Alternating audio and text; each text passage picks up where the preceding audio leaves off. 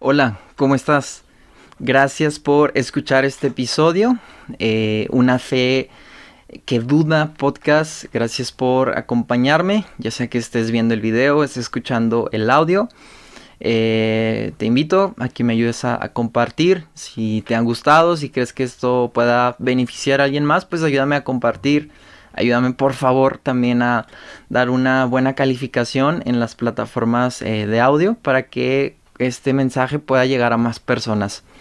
Estoy contento, cada episodio digo que estoy contento, ¿verdad? Pero no, sí, estoy contento. Es un proyecto que quería empezar, que me decidí a empezar y que estoy disfrutando mucho. Y espero que también tú que me escuchas o me ves, pues lo estés disfrutando. El día de hoy quiero hablarte de un tema acerca de las tres tentaciones. Pero ya sé que puedes estar pensando de las tentaciones de los evangelios y que voy a leer los evangelios, pero no voy a hacer eso. Voy a empezar hablándote de un libro.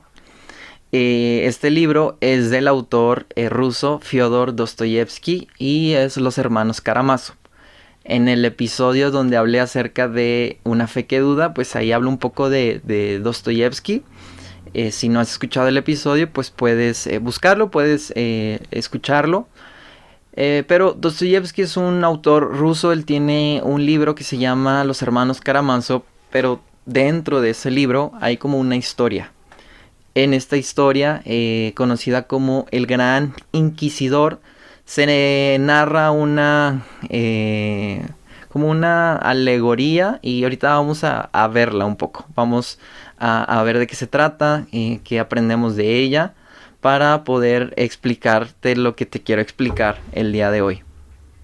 En esta historia, uno de los personajes principales llamado Iván Karamazov, quien es una persona que ha estudiado, una persona que debido a su mucho conocimiento, pues es capaz de decir yo no creo en Dios. Me parece una completa, un argumento vacío, y esa es la actitud de Iván. Pero a pesar de su actitud, Iván nos cuenta una historia, el Gran Inquisidor, de donde aprendemos mucho, y esta es la historia. En un pueblo de España, en el siglo XVI, aparece Cristo. O bueno, imaginemos que Jesús llegara, no como la parucía o la segunda venida, sino como un evento muy especial. Que Jesús ve lo que sucede en la tierra, Jesús aparece nuevamente, no es la parucía, sino es un evento como atípico.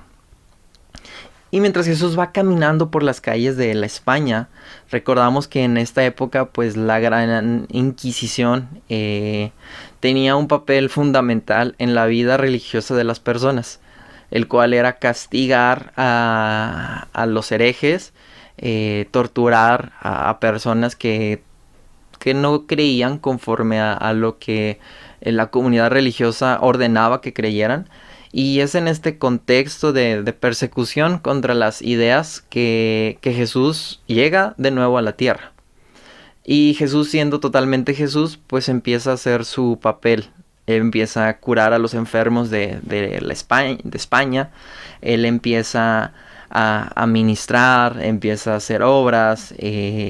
Pero un poderoso cardenal se da cuenta de lo que está haciendo Jesús y manda arrestar a Cristo. Igual la historia tiene una analogía a la historia de los evangelios. Durante las horas de la noche llega el Gran Inquisidor, que el Gran Inquisidor en el contexto de la Inquisición pues es la persona encargada de ejecutar o de efectuar los castigos sobre los prisioneros, de hacerlos sufrir, de torturarlos, asesinarlos. Y llega este personaje, el Gran Inquisidor, y se acerca a la celda de Cristo. Ahí él explica a Jesús por qué lo han hecho prisionero. Y hasta aquí la historia tiene un tono muy extraño, porque vemos una crítica implícita en esta historia. Jesús aparece siendo Jesús, pero la iglesia de la época, en lugar de celebrar lo que Jesús está haciendo, se molesta con Jesús y a Jesús lo mandan a encerrar, porque la iglesia no está contenta con lo que Jesús viene haciendo. Y el gran inquisidor se acerca de noche y él empieza a platicar con Jesús y le dice que él no puede permitir que Jesús siga realizando sus obras. A lo largo de toda esta explicación, que es principalmente el gran inquisidor quien habla, Jesús, en analogía con la historia de los evangelios, Jesús solamente guarda silencio. El gran inquisidor le dice a Cristo que él no puede permitirle que siga haciendo lo que él estaba haciendo ahí en la tierra, porque el trabajo que Jesús venía haciendo está en total desacuerdo con el trabajo de la iglesia de la época. Y aquí tenemos que notar, es una crítica subyacente o superflua por parte de Dostoyevsky. De una forma dice la iglesia actual, él está pues haciendo una crítica. La iglesia actual está en desacuerdo con lo que Jesús enseña. Si Jesús estuviera aquí, la iglesia sería capaz de encerrar a Jesús. Tanto así se ha desviado de su vocación que ahora el mismo mensaje, el mensaje genuino del evangelio, les resultaría nefasto. Y esta es la crítica implícita que Dostoyevsky hace a través de estas líneas. Pero bueno, regresando a la historia. El gran inquisidor está ahí con Jesús y le recuerda a Cristo el evento de los evangelios conocido como las 3 tentaciones, que es de aquí donde quiero partir. Las 3 tentaciones que el diablo le hace a Jesús y que Jesús rechaza, el gran inquisidor como que le recrimina a Jesús, le dice que él hizo mal en rechazar las propuestas del diablo. El gran inquisidor le dice que al rechazar estas tentaciones, pues él garantizó que los humanos tendrían una voluntad libre. El libre albedrío, más famosamente conocido, es una carga devastadora o imposible para la humanidad. Ahora, acerca de la voluntad humana, pues hay diferentes corrientes doctrinales, diferentes visiones de la iglesia, pero es esta parte de la voluntad o la capacidad de decidir, que igual ya sea que tú creas que es el espíritu quien nos impulsa a decidir o tú defiendas la libertad en la voluntad humana. De manera personal me inclino un poco más hacia la libertad en la voluntad humana, pero para el gran inquisidor que los humanos sean siquiera capaces de decidir, eso es algo equivocado, o eso es algo que los humanos no tienen la suficiente responsabilidad como para tomar esta carga.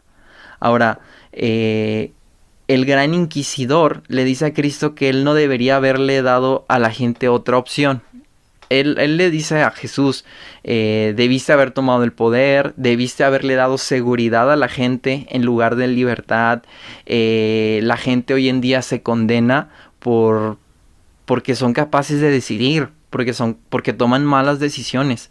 Y aquí es estos argumentos, dice el gran inquisidor: la humanidad vive en un completo caos porque no tiene seguridad, no tiene algo fuerte que lo sostenga. Pero para el gran inquisidor es el brazo duro el único que puede garantizar el éxito de la humanidad.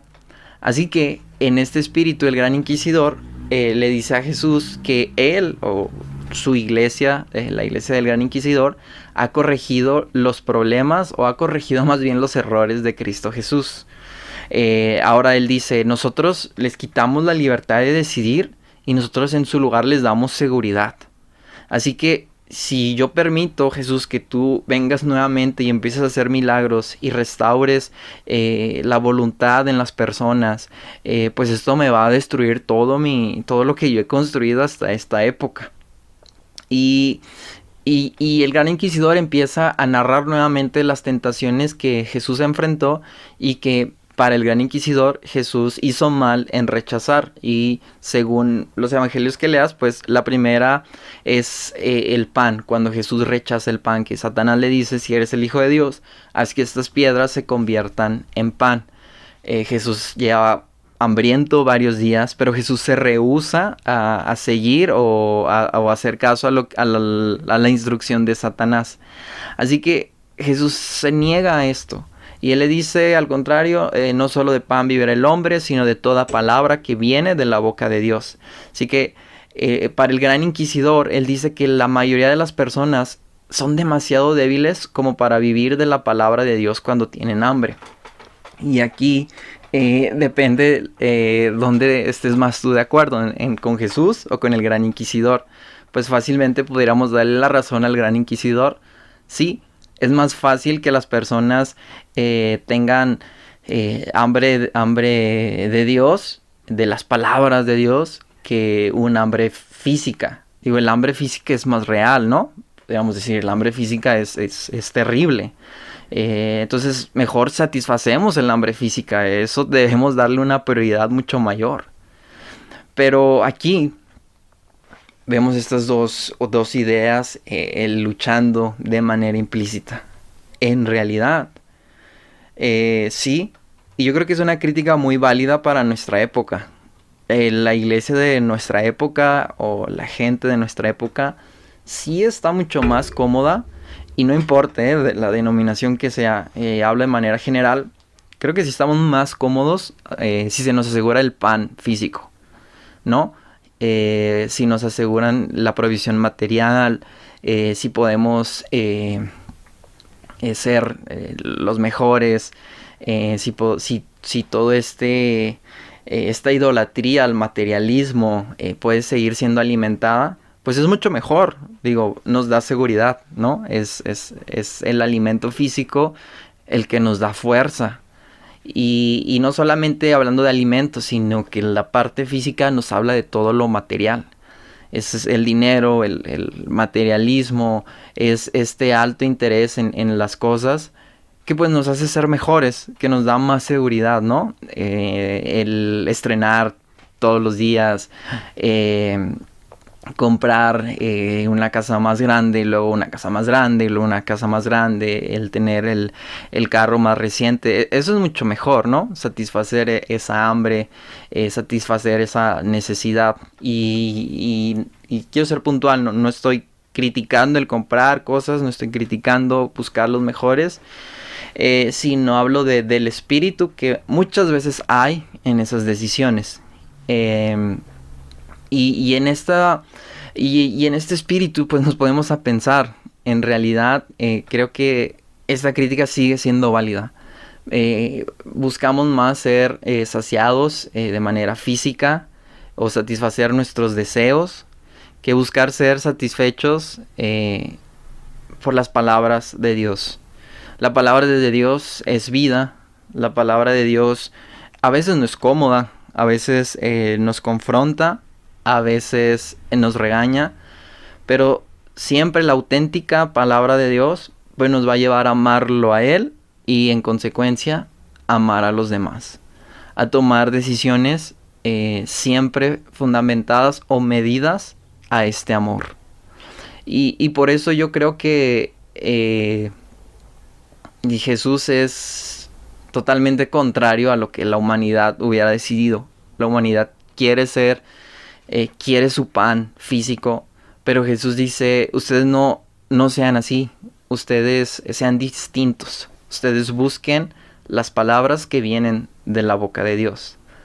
Bueno, la segunda tentación, y el gran inquisidor le recuerda a Jesús, le dice que Satanás había puesto a Jesús en la cima del templo, en la cima de Jerusalén y en el templo, sí, en la parte más alta del templo, y le había dicho que se arrojara. Si era el Hijo de Dios, pues los ángeles lo iban a sostener, y hasta le cita la Biblia. Pero Cristo se niega y le dice pues que no debería tentar a Dios, y a lo que Satanás se va. Pero el gran inquisidor le dice a Cristo que él debería haberle dado a la gente un milagro, porque la mayoría de la gente necesita un milagro para estar contenta con su fe religiosa. El gran inquisidor es crudo en su crítica, y él dice, si te hubieras tirado del templo y hubieras hecho que tus ángeles aparecieran, mucha más gente te hubiera seguido. Porque dice, la gente necesita que le des algo milagroso, un evento sobrenatural para estar contento. Y de nuevo, sigue siendo una crítica válida para nuestro presente. ¿Qué es más fácil, confiar en Dios o solamente asegurar, ¿no? La experiencia mística, la experiencia religiosa? Dice el Gran Inquisidor: el hombre necesita un ser sobrenatural al que adorar, y Cristo se negó a aparecer como tal. Mientras que la iglesia fácilmente, o bueno, más bien, la comunidad judía del primer siglo hubiera sido más pronto para aceptar a Jesús si hubiera hecho este evento sobrenatural, si se hubiera tirado y los ángeles hubieran aparecido. Jesús se niega a cumplir ese capricho humano, porque más que buscar una genuina intervención sobrenatural, es solamente satisfacer un deseo humano, un deseo de consumo.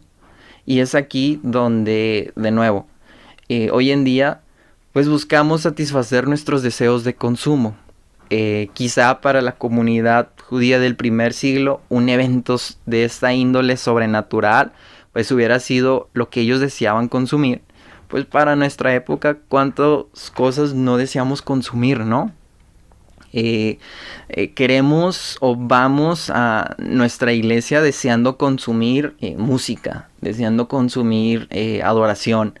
Vamos queriendo escuchar un mensaje para consumirlo, no para ser formados, no para ser animados, exhortados, sino solamente para consumirlo. Vamos a visitar a la comunidad, quizá en grupos más pequeños, para consumir tú todo lo que se da, ¿no? Y después lo evalúas si cumplió o no, si fue capaz de llenar ese deseo. ¿Fue la música que me gustaba? Pues no. ¿Se dio el mensaje que yo quería? Pues no. ¿Andaban vestidos como yo quería? Pues no. ¿Leyeron la traducción que yo quería? Pues no. Entonces transformamos todo estos grandes eventos, transformamos todo esto en solamente puntos de consumo, donde se tiene que consumir lo que yo quiero, Dios tiene que hacer lo que yo quiero, todo se tiene que llevar a cabo como yo lo quiero. Y el Gran Inquisidor es muy astuto, pues dice, es que la iglesia fácilmente estaría más cómoda si les das los que quieres. Entonces el Inquisidor dice que ellos han corregido las primeras dos tentaciones, pues ellos le daban pan, hablando de esto, en el sentido material, le daban a la iglesia lo que necesitaba, porque sabe que de las palabras de Dios pues no van a ser capaces de ser humildes. Les dan también este deseo de consumo y consumo y consumo y consumo, y de esta forma corrigen, según el Gran Inquisidor, los errores que Jesús hizo.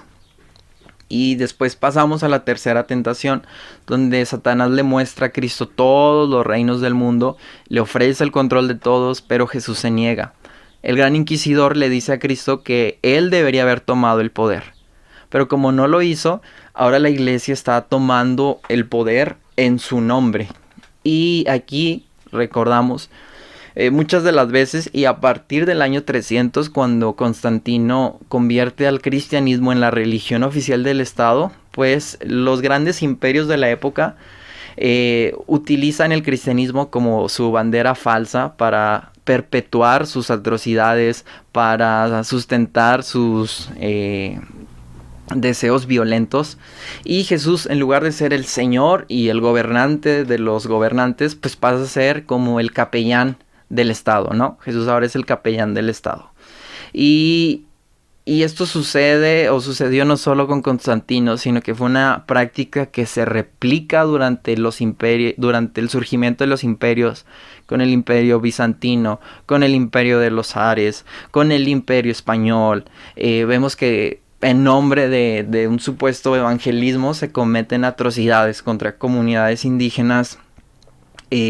Vemos en diferentes imperios del hoy presente, vemos como muchos supuestos gobiernos el día de hoy utilizan una supuesta bandera de cristianismo para decir nosotros tenemos el poder, ¿no? Y hasta se hacen eventos de oración donde el presidente va de una manera pomposa a estos lugares de oración, y están todos los líderes religiosos orando por este presidente, o cuando cuando el candidato va a las iglesias y les dice a los creyentes, yo soy el candidato de la fe, yo soy el candidato cristiano. Si has pensado en varios, pues bueno, me da gusto que los relaciones. Sucede en todas las partes del mundo. Y como dice el Gran Inquisidor, la iglesia se apodera en ese entonces del Imperio Romano, que más bien es al revés. El Imperio Romano se apodera de la iglesia y empieza, según el Gran Inquisidor, a realizar mejor las obras, a defender mejor, a gobernar con la espada de César que Jesús en su momento rechazó. Pues para el Gran Inquisidor Jesús hace terrible, o sea, comete un terrible error en rechazar la espada de César, en rechazar el gobierno, el dominio que Satanás le da. Pues fácilmente hubiera sometido a todos los pueblos. No como ahora que, a pesar de que el evangelio se comparte, pues no es capaz de imponerse, sino que desde la humildad, desde el amor, buscar seguir creciendo, expandiéndose. Dice el Gran Inquisidor, no, es por la espada y nosotros hemos corregido lo que tú, Jesús, no pudiste hacer. Ahora, el Gran Inquisidor está feliz en su época controlando a la gente, y no miremos hacia la España del año de 1500, sino veamos hasta nuestro día. Si el Gran Inquisidor estuviera en nuestras iglesias, en nuestros países, pues yo creo que podría decir lo mismo. He hecho lo que tú no hiciste, Jesús. He aprovechado las tentaciones y estoy feliz viviendo en mi comodidad, viviendo desde mi punto de confort. Y es esto esencialmente lo que el Gran Inquisidor no quiere perder. Y lo que muchos de nosotros no quisiéramos perder si Jesús apareciera no en la parucía, sino como en un evento aislado. Muchos no estaríamos tan a gusto. Hoy hablamos y decimos, si viviéramos en aquella época, pues estaríamos contentos, felices, pero en realidad no. En realidad estaríamos entre aquellos que están enojados con Jesús, en aquellos que no quieren que el orden sea reestructurado. Así que el Gran Inquisidor, de una forma dura, transmite sus puntos de vista y nos hace esta crítica a Dostoyevsky de forma muy sabia a la iglesia de la época. Y no importa la época en la que estés leyendo, sino yo creo que esta misma crítica puedes aplicarla en tu vida personal o en tu vida presente.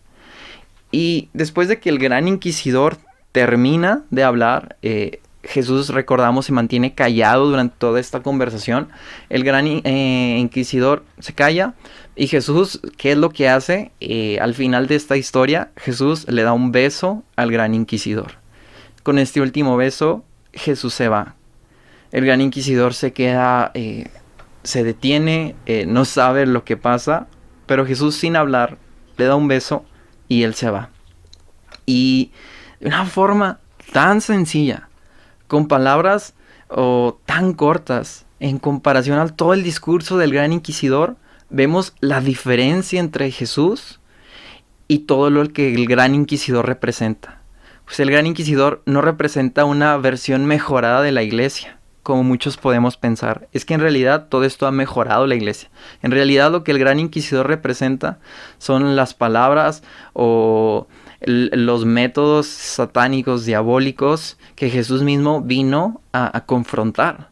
Y el Gran Inquisidor se queda pasmado, se queda parado, cuando Jesús lo único que hace es que le da un beso. Y con ese acto tan pequeño, con ese acto tan sencillo, Jesús nos recuerda que Él es distinto, que es precisamente esa ideología, esa forma de pensar, la que Él ha cuestionado y la que Él ha de una forma desechado. Pues mediante ese solo beso, Jesús nos muestra lo que Él es. Nos demuestra que es más potente el amor. Nos es más real el amor de Jesús que las obras del Gran Inquisidor. Así que ese último beso nos recuerda el llamado de Jesús y el llamado al cual todos somos invitados. Si el Gran Inquisidor no siente compasión por nadie o ve a la gente como solamente gente desechable, Jesús no. Jesús ve a cada uno como gente que cautiva por mentiras, cautiva por esos pensamientos nefastos, y Jesús con un beso de amor incondicional nos muestra quién es Él, que es capaz de ver a través de estas estructuras, de ver a través del dolor que pasamos y regresarnos nuestra verdadera humanidad. Así que en nuestros días, en los tiempos que vivimos, la mejor defensa de la iglesia, la mejor defensa de nuestra fe en Jesús, no son los muchos argumentos, las muchas palabras o los discursos más elocuentes, sino ahora, en el mundo posmoderno en el que vivimos, el mejor argumento es el amor, o más bien las obras que surgen de ese amor.